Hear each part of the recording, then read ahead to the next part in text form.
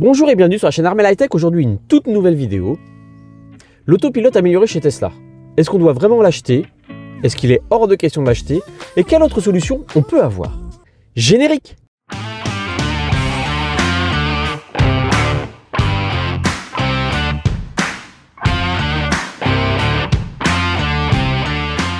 Bonjour et bienvenue sur la chaîne Armel High Tech. Aujourd'hui, une toute nouvelle vidéo. Je vous accueille à bord de ma Tesla Model Y. On est début 2024. Je reprends enfin un petit rythme régulier sur les vidéos.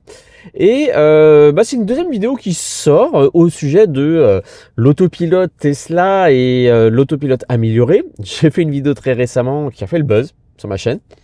Merci à vous. Avec un titre un peu accrocheur. Plusieurs remarques concernant ce titre, etc. sur le fait il est hors de question de racheter une Tesla maintenant parce que avec le système punitif que Tesla a instauré qui peut nous supprimer du jour au lendemain l'utilisation de notre autopilote, c'est quand même assez hallucinant. Donc je vais revenir un petit peu sur ce sujet-là, plutôt sur l'autopilote. Sur l'autopilote amélioré, j'avais déjà fait une vidéo il y a un peu plus de 3 ans maintenant sur ce système-là que j'avais pu tester. Je vous mettrai en lien la vidéo que j'avais fait à l'époque.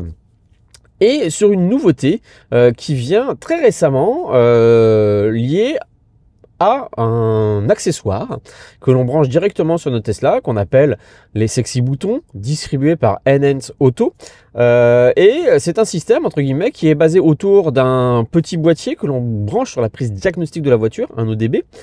Ce boîtier qu'on appelle le Commander chez eux va permettre d'accéder directement à la voiture et de pouvoir activer des actions directement dans la voiture avec notamment ce qu'ils appellent eux des sexy boutons. Je ne sais pas si vous allez bien les voir, moi j'en ai 2 ici qui sont positionnés. Et très récemment, ils ont mis en place une amélioration, une mise à jour de leur système avec une nouvelle fonctionnalité qu'ils appellent l'autopilote en continu. Et je vais plutôt vous parler de ça. Je vais essayer de vous faire une première démonstration de ce qu'est l'autopilote de Tesla, comment ça fonctionne. Je vais aussi vous présenter l'autopilote amélioré, car cet été, j'ai eu l'opportunité de retester pendant 3 mois l'autopilote amélioré, parce que Tesla avait mis en parallèle avec son système de parrainage la possibilité de payer avec nos points de parrainage l'autopilote amélioré, entre guillemets, et l'utiliser pendant 3 mois. Donc j'ai pu l'utiliser pendant 3 mois. J'avais d'ailleurs prévu une vidéo là-dessus cet été, j'ai eu pas mal de modifications familiales, personnelles, etc. Ce qui fait que j'ai pas pu sortir la vidéo, c'était pas le moment, j'avais la tête à autre chose, etc. Puis entre-temps, Tesla a retiré cette possibilité dans le parrainage. Donc je me suis dit, la vidéo a plus trop lieu d'être. J'avais toujours les rushs. Et puis voilà, Enhance Auto nous sort avec ses sexy boutons ce autopilote en continu. Et je me dis, là c'est l'occasion de vous dire, ça coûte combien sur le système Enhance Auto avec le sexy bouton, cette fonctionnalité d'autopilote en continu, par rapport à l'autopilote amélioré de Tesla, qui est quand même une option à 3 800 €, et par rapport à la fonctionnalité basique d'autopilote. On va aller sur la route. Je vous montre un petit peu tout ça, comment ça fonctionne. Et puis on se retrouve juste après en conclusion. Voilà, donc on va regarder ensemble cette fonctionnalité du pilote automatique sexy bouton. On ouvre l'application, c'est une application téléchargeable sur les App Store, les Play Store et compagnie. Et on va arriver, donc vous voyez, j'ai paramétré, j'ai ma voiture qui s'appelle Armel High Tech. Et on a eu une mise à jour de cette application qui nous a rajouté pas mal de choses. C'est vrai que l'écran d'accueil est beaucoup plus sympa. On a ici, si je clique en haut, ce tableau de bord qui me permet de vérifier le fonctionnement de la voiture, etc., la puissance, le frein régénératif et pas mal de puissance, notamment qui me permet de voir la dégradation de ma batterie. Vous voyez que à 9, il y avait 60,5 kWh, j'ai une dégradation de 2,91%. Et je vois notamment la température de la batterie, elle est à 8 degrés. Là, il fait 3 degrés extérieur, vous voyez que ma batterie est très très froide. Si je voulais supercharger, ça ne se passerait pas de façon automatique. On arrive sur cet écran central. Ils nous ont rajouté ces petits widgets au milieu qui sont paramétrables. Et je peux choisir d'en mettre plusieurs, ce dashboard et compagnie. Voilà. Intéressant, c'est un plus. Je vous laisse aller regarder la vidéo de Steph de la chaîne Sexy Cars qui fait tout un tutoriel d'installation là-dessus qui est très très très pertinent. Les boutons, donc vous voyez que j'en ai 2. J'ai un bouton qui me permet de gérer le préconditionnement de ma batterie, de l'activer. et un bouton qui me permet de plus ou moins baisser de 25% mon frein régénératif. Et donc si j'appuie 4 fois, je l'enlève. Si je rappuie, je le réactive. Je l'ai beaucoup utilisé à l'époque quand ma fille faisait sa conduite accompagnée sur ma Tesla pour qu'elle n'ait pas de frein régénératif et que ça se rapproche plus d'une voiture automatique thermique sur laquelle elle a passé son permis et elle l'a obtenu. Bravo Lucille. Et donc on a cette fonctionnalité si je vais sur Commander. Donc, on peut gérer les poignées de porte. Poignée de porte, ça veut dire quoi? C'est par exemple, si je tiens ouvert pendant un certain nombre de secondes ma porte conducteur, ça va m'ouvrir automatiquement mon capot avant. Pratique. Si je d'ouvre pendant plus de 3 secondes ma portière arrière côté gauche, ça va m'ouvrir automatiquement ma trappe de recharge. Ça évite de revenir sur l'écran, sortir son téléphone, etc. C'est vraiment très pratique au quotidien. Pied au plancher, ça j'utilise pas. Mais par contre, voilà, la fonctionnalité qui est nouvelle, c'est ce qu'ils appellent le Continuous Autopilot. C'est-à-dire qu'il va nous permettre de réactiver automatiquement l'autopilote s'il était déjà prêt à m'enclencher dès qu'on a changé de fil et qu'on est arrivé sur la file. Comment ça fonctionne?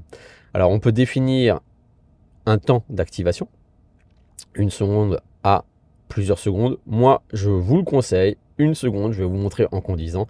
C'est vraiment pour moi le réglage qui est optimal. Et encore 1 seconde, je trouve que c'est un peu long. C'est le temps qu'il va faire au moment où vous avez changé de fil, que vous êtes sur la nouvelle file, que le clignotant a été coupé, de réactivation de l'autopilote. Et vous verrez que sur la conduite, moi je préfère que ce soit beaucoup plus court. Et puis, vous pouvez définir une vitesse minimale à dépasser pour que cela fonctionne. Et par exemple, éviter que ça se passe si vous êtes en ville, etc. Moi, je l'ai mis à 50 km/h. Voilà comment ça fonctionne. On l'active, on le désactive. J'active cette caméra là parce que j'y ai pas pensé. On a quelques réglages à faire préalablement dans notre voiture, notamment sur l'autopilote. Donc bien sûr, il faut que la fonctionnalité d'autopilote soit activée. Et on a une fonctionnalité qui a été apparue récemment chez Tesla, qui est l'activation de l'autopilote. Tirer 1 fois ou tirer 2 fois. Tirer 1 fois, c'est-à-dire que dès que j'appuie sur mon commodo ici, il va m'activer de facto l'autopilote. Alors que si je fais tirer 2 fois, c'est le premier, j'active le régulateur. Si je fais 2, j'active l'autopilote. Le problème de tirer 1 fois, c'est-à-dire que si l'autopilote se déconnecte, il ne maintient pas le régulateur. Donc c'est très très perturbant au début. Au début, je me suis dit, oh c'est génial, plus besoin de faire le clac-clac. Mais non, en fait, le souci, c'est que dès que l'autopilote se désactive, par exemple, j'ai freiné légèrement ou je change de fil, le régulateur ne se maintient pas, on perd la vitesse et au final, en conduite, c'est vraiment pas très pratique. Et j'ai découvert que justement, le pilote en continu ne va pas fonctionner si on est en tiré 1 fois. Il faut forcément être en tiré 2 fois. Pourquoi? Parce qu'on est en régulateur. Et lui, en fait, va réactiver, va de lui-même faire les 2 coups tout seul. Les autres réglages, c'est un petit peu comme vous voulez. Ça ne change pas grand-chose. Donc, voilà vraiment les réglages à avoir. Allez, on va aller tout de suite sur la route et je vous montre tout ça. Allez, on est parti. Ça enregistre. Voilà. Bon, je vais d'abord vous montrer la fonctionnalité d'autopilote normale. Donc, je désactive le pilote en continu, je suis en autopilote. Donc comme je vous le dis, l'autopilote de base Tesla, c'est un régulateur de vitesse adaptatif qui est couplé avec une assistance au maintien actif de la voie. Voilà, je vais m'insérer. Hop, j'arrive sur la 4 voies. Et donc pour activer l'autopilote, premier coup, j'ai le régulateur qui est activé. 2 coups sur mon commodo, l'autopilote est amélioré. Ça se voit avec les 2 lignes bleues qui sont ici sur l'écran. Et donc, le système va me maintenir sur la voie. Qu'est-ce qui va se passer? Là, j'ai une voiture qui va passer sur la gauche et je vais changer de fil. Donc, je mets un gros clignotant, ça désactive mon autopilote. J'arrive sur l'autre fil. Et bien, si je veux réactiver l'autopilote, voilà, il faut que je le réactive manuellement. Je vais me rabattre, je mets un coup de clignotant, il me désactive l'autopilote. Et si je veux le remettre, voilà. Ça, c'est l'autopilote de base. Très pratique, on a une assistance, mais dès qu'il se déconnecte, il faut qu'on le réactive à chaque fois manuellement, avec ce petit bip que vous entendez, et avec ces 2 coups systématiques à faire. Bon, j'active l'autopilote en continu N-Auto. Maintenant, on va voir ce qui se passe. Je suis derrière le camion, je mets mon clignotant. Mon autopilote s'est désactivé. J'arrive, il vient de le faire tout seul. Bien sûr, j'ai activé aussi dans mes réglages Tesla le fait que j'ai le clignotant automatique. C'est-à-dire qu'il me désactive le clignotant dès qu'il a su que j'ai fini mon changement de voie. Donc, clignotant, il se désactive. Je fais mon changement de voie. La voiture arrête le clignotant. L'autopilote vient de se remettre. Et là, la conduite devient hyper fluide. On recommence. Hop, je change. Coupure du clignotant. Réactivation de l'autopilote. Donc là, vous voyez, je suis en activation en temps 1 seconde. Il y a un petit délai. Je préférerais que ce soit presque automatique. Moi, j'adorerais vraiment. C'est ce qui se passe avec l'autopilote amélioré. On va voir ça tout de suite. L'autopilote amélioré, c'est dès que le clignotant se coupe par Tesla, parce qu'il a vu qu'on avait fini notre changement de fil, il s'active tout de suite. Et moi, j'adorerais. Voilà. Clignotant. Réactivation. Il y a un petit délai. Donc, on va regarder tout de suite ensemble maintenant l'autopilote amélioré. Et on se retrouve à la fin pour la conclusion. Donc là, j'ai pris le AP pour 3 mois. Il suffit juste de vous arrêter pour activer les options au niveau de votre écran. Hein, les options sont ici. Hop, autopilote, voilà. Assistance au matin de cap, bêta. Navigation en autopilote, bêta. Personnaliser navigation en autopilote. Activer au départ de chaque trajet, oui. Et le changement de fond en fonction de la vitesse.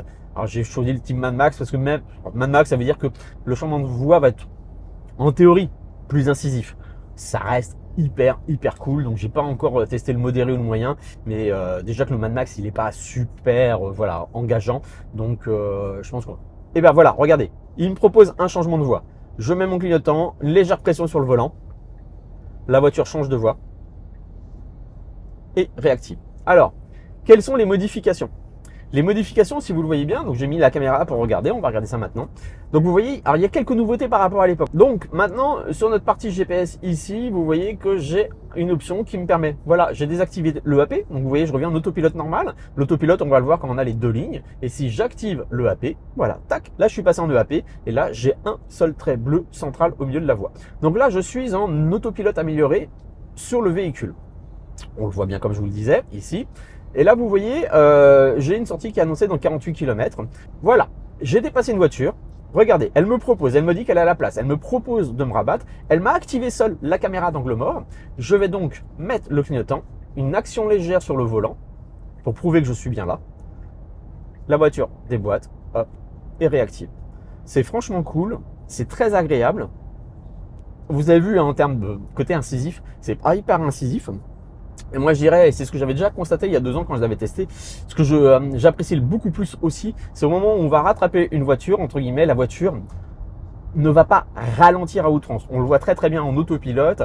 Si je mets mon clignotant à gauche, le régulateur reste actif et en fait la voiture va vraiment décélérer beaucoup, se mettre sur la file de gauche et mettre du temps vraiment à réaccélérer. Donc c'est vraiment pas très fluide. Et avec le AP, on a vraiment un côté qui est beaucoup plus fluide, c'est-à-dire que la voiture ne va pas décélérer en allant sur la file de gauche. Elle va gérer bien sûr la distance avec la voiture qui est devant.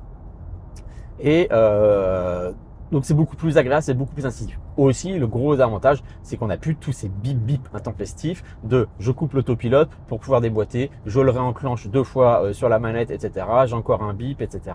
Ensuite, je me rabats. Enfin voilà, c'est beaucoup plus reposant, c'est beaucoup plus sympa pour des gens qui sont très régulièrement sur autoroute nationale ou autre. Alors là, vous voyez, hop, il me propose, je fais, et là, regardez, il me bloque parce qu'entre temps, j'ai une voiture, vous allez la voir apparaître, qui est apparu et donc il m'a refusé le chemin de file. Donc le système est quand même plutôt pas mal fait. Donc là j'ai une voiture qui va me doubler. Normalement après elle va pouvoir me dire que c'est disponible pour moi. Donc on va attendre. Vous voyez que je suis à 95 au lieu de 110.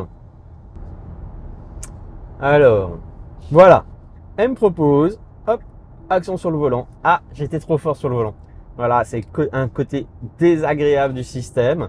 Voilà, faut vraiment être très souple avec le volant. Si on fait une pression trop importante, ça va nous déconnecter le système et c'est vraiment désagréable. Donc là, je suis en virage, j'ai une voiture qui arrive derrière moi. Alors je peux forcer le système. Si je lui mets le clignotant moi-même, eh ben, elle dit ok, bah je me rabats, donc elle me fait le même système, mais c'est moi qui ai déclenché l'action de le faire. Pourquoi? Parce que j'ai une voiture qui est arrivée sur ma file de gauche plus rapide que moi, donc je la laisse passer. Et donc là, pareil, je vais pas attendre qu'il me le propose. La voiture va me doubler. Vous voyez que je suis à 100 au lieu de 110. Je mets mon clignotant, elle me dit que c'est bon, voilà, elle me le gère toute seule. Donc, je suis presque maintenant plus, ça va faire 2-3 jours que je roule avec, je fais pas mal de national, c'est presque plus comme ça que je l'utilise au quotidien, c'est-à-dire que c'est moi qui vais décider à sa place, j'attends pas qu'elle me propose, Parfois, voilà, si je suis concentré sur autre chose, je vais voir qu'elle me propose, etc. Mais c'est moi qui vais plutôt être proactif avec mes clignotants et ensuite lui laisser de gérer le changement de voie. Donc voilà, moi je trouve que c'est un vrai plus. Hein. Alors c'est vrai qu'il y a 2 ans, je vous disais, je roulais très peu sur autoroute et nationale, donc je voyais pas trop l'intérêt. En 2 ans, ma façon de conduire a beaucoup évolué, mon mix routier a beaucoup évolué. Je fais beaucoup plus de national qu'avant.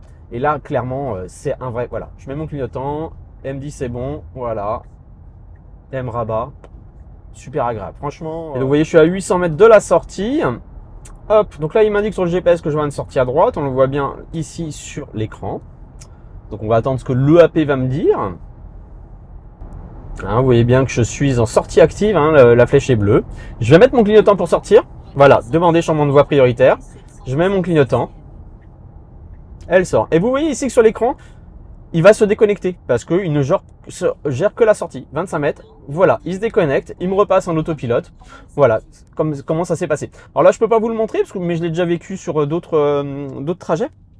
Si par exemple vous prenez une bretelle entre une nationale vers une autre, il va vous sortir comme ça avec l'EAP la sortie de la première nationale.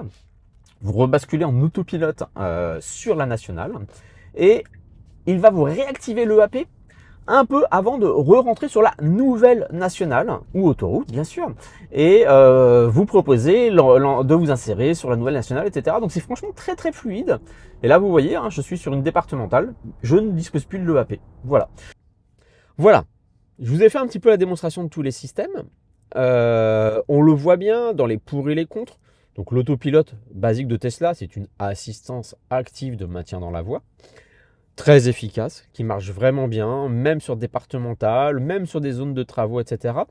La seule chose qui peut perturber un petit peu ce système, c'est la lecture des panneaux automatiques de limitation de vitesse qui fait que parfois, oui, il continue à manière sur la voie, mais pas forcément à la bonne vitesse parce que parfois le système ne reconnaît pas comme il faut les panneaux, donc il faut rester très vigilant là-dessus. On l'a vu très récemment sur ma vidéo sur hors de question de racheter une Tesla, c'est système punitif. Et donc on doit avoir des actions sur le volant, on doit avoir cette caméra qui nous contrôle visuellement, etc. Et que si on ne respecte pas ces délais, au bout de 5 arrêts parce qu'on n'a pas respecté les conditions, une punition qui nous est imposée par Tesla d'une suspension de 1 semaine de cette fonctionnalité. Ça, c'est l'autopilote de base. L'autopilote amélioré, donc là je vais vous parler que de la partie conduite, c'est un système qui fait qu'à partir du moment où on est sur une 4 voies, le système va gérer automatiquement le changement de voie avec au préalable, c'est-à-dire une action, c'est une validation, c'est-à-dire qu'il va nous dire je peux changer de voie, est-ce que tu m'y autorises? Oui. Action sur le clignotant pour valider et une petite action sur le volant pour bien indiquer qu'on a quand même les mains sur le volant. Et à ce moment-là, la voiture va décider de changer automatiquement, passer sur la file de gauche, se rabattre. Ce système-là, on va pouvoir aussi prendre une commande manuelle et ne pas attendre qu'il nous propose ce changement de voie et lui dire « je veux que tu changes de voie » en actionnant le clignotant. À ce moment-là, il va le faire tout de suite. Ce qui est, je trouve, moi, dans l'utilisation des 3 mois que j'ai pu avoir, beaucoup plus réactif parce que très souvent, il est très sécuritaire, il prend beaucoup de temps avant de nous proposer les changements de voie, etc. Et parfois, dans le trafic, c'est trop tard. Donc, moi, à la fin des 3 mois, c'était vraiment, tiens, hop, allez, je mets mon clignotant à gauche, vas-y, déboîte. Je mets mon clignotant à droite, vas-y. Et la voiture gère toute seule tout ça. Et c'est un vrai confort quand on fait pas mal de routes, pas mal d'autoroutes, pas mal de nationales. C'est un vrai confort, c'est un vrai plus. Et puis cet avantage aussi, c'est qu'on évite tous les petits bips intempestifs que Tesla nous impose de je t'ai coupé l'autopilote, je te le réactive, etc. Et donc, N-Auto, avec les 6 boutons, nous a rajouté une fonctionnalité qu'ils appellent donc l'autopilote en continu, comme je viens de vous montrer, et qui va nous permettre, entre guillemets, de se dire, il va réactiver tout seul l'autopilote dès que on se sera stabilisé sur l'autre voie. Et donc, ça va un système intermédiaire, comme je vous disais, entre l'autopilote et l'autopilote amélioré, où là, on va avoir une automatisation et on n'est pas sans arrêt en train d'appuyer sur notre manette de double coup pour pouvoir activer, réactiver l'autopilote. Ça donne beaucoup de souplesse de fonctionnement. Ça n'enlève pas les bips d'activation, de désactivation. Mais voilà, on va avoir une conduite beaucoup plus coolée. Et à partir du moment où on a cette habitude-là, et ben on retrouve ce système de OK, je change de voie, tu me désactives l'autopilote, je suis arrivé sur la voie, tu me le réactives, etc. Une fonctionnalité, une option qu'on a sur beaucoup d'autres voitures, beaucoup d'autres marques. Il n'y a que Tesla qui fait que OK, bah tu changes de voie, tu me le désactives, il faudra que tu me le réactives manuellement. Tesla n'a jamais prévu cette réactivation automatique qu'on a chez d'autres constructeurs. Et donc, Enauto nous permet de le faire. Alors, au bilan, est-ce qu'il faut le prendre ou pas, cet autopilote amélioré? 3800 €. Certes, l'autopilote amélioré, c'est aussi autre chose que ce changement automatique de voie sur 4 voies. C'est un parc assist, c'est une assistance au fait de se garer, que ce soit en épi, sur le côté, etc. C'est aussi un système où avec notre téléphone, on peut demander à sortir ou reculer la voiture, ce qui peut donner la souplesse dans certains garages, certains parkings. 3800 €. Le système des sexy boutons, alors je vous montrerai différents tarifs. Le commandeur, on peut l'acheter tout seul, ce boîtier ODB. Hein. Je vous ai montré, vous avez vu la vidéo, pas très compliqué. Hein. La prise diagnostique est juste derrière, on a un petit cache à enlever, on le branche dessus avec une prise Y, on referme, il est caché sur le côté. Dès que je rentre dans la voiture, dès que mon téléphone est là, ça se réactive, ça se connecte, etc. Ça marche très très bien. On peut juste avoir le commandeur et utiliser l'application. Et donc, justement, pour cette fonctionnalité de pilote en continu, il n'y a pas besoin de plus. Et si vous voulez, vous pouvez rajouter des sexy boutons, soit en les achetant dans le pack direct, soit en les rajoutant a posteriori, ce qui était mon cas, puisqu'au début, je n'avais pris que le commandeur. Vous avez vu, j'ai une deuxième vidéo où Enauto m'avait offert 2 boutons pour que je puisse quand même tester cette possibilité de sexy boutons. Et donc, je les ai installés là. Et très longtemps, je les ai utilisés, un pour activer le préconditionnement automatique de la batterie avant une supercharge. Très très très pratique dès qu'on va sortir du réseau de Tesla ou de quelques superchargeurs qui sont dedans parce qu'il ne va pas gérer le préconditionnement de la batterie. C'est un plus. Et l'autre que j'avais utilisé, c'était pour régler l'intensité du frein régénératif ou même le couper, notamment pour ma fille quand elle était en conduite accompagnée. Et le tarif, il va de 200 à quelques centaines d'euros pour cette fonctionnalité-là, comparé aux 3800 €. Donc moi, clairement, je suis aujourd'hui sur ma Tesla Model Y. Je suis aujourd'hui sur ma Tesla Model Y à presque 74 000 km en un peu moins d'un an. J'avais fait 110 000 km avec ma Tesla Model 3. Et clairement, c'est un plus pour des gros rouleurs comme moi. Si vous faites beaucoup de national ou autre, c'est un vrai confort d'avoir cette réactivation automatique du pilote automatique. Et sincèrement, même moi qui suis un très gros rouleur, les 3800 €, moi je ne suis pas prêt à les débourser pour cette fonctionnalité. Surtout que si je vends la voiture, si je change, je ne garde pas cette fonctionnalité. Imaginez que je vends cette Tesla, je rachète une nouvelle Tesla, l'option ne me suit pas. J'ai dépensé 3800 € pour une voiture qui va aller sur un autre. Alors que mon commandeur, je l'avais sur ma Model 3, je suis allé sur ma Model Y, j'ai plus qu'à le rebrancher et cette fonctionnalité va continuer. 3800 €, un commandeur à peu près 200 €. Moi, sincèrement, la messe est dite. Prenez un commandeur. C'est largement suffisant. Ça complète énormément la fonctionnalité. Alors peut-être qu'un jour, Tesla va décider de nous faire une mise à jour et de mettre en série cette réactivation du pilote automatique. Mais moi, je n'ai pas besoin de plus. Et clairement, je ne vous conseille pas. En tout cas, moi, je ne le prendrai pas. L'option autopilote améliorée. Par contre, je vous conseille, je trouve que c'est un bon investissement, surtout que ce système commandeur nous permet de faire beaucoup d'autres choses. On a ce tableau de monitoring de la voiture, notamment de gérer les températures, de voir les températures de notre batterie, de pouvoir accéder à plein de fonctions, de pouvoir ouvrir automatiquement mon capot en tenant mes poignées de voiture, en ouvrant ma trappe avec les poignées de voiture. Enfin, tout un ensemble de fonctionnalités supplémentaires qui sont vraiment très agréables et pertinentes au quotidien. Et donc, sincèrement, voilà. Pour 200 à 300 €, n'hésitez pas, prenez-le. Je vous permets, si vous le voulez, Enauto m'avait mis à disposition un code de réduction. Je vous le mets ici si ça vous intéresse de le faire ou autre. L'installation n'est vraiment pas compliquée et c'est un vrai plus. Voilà, si ça vous intéresse, n'hésitez pas. Merci d'avoir regardé cette vidéo. N'hésitez pas à mettre un commentaire, abonnez-vous. Enfin voilà, patati patata. À très bientôt sur la chaîne Armel High Tech.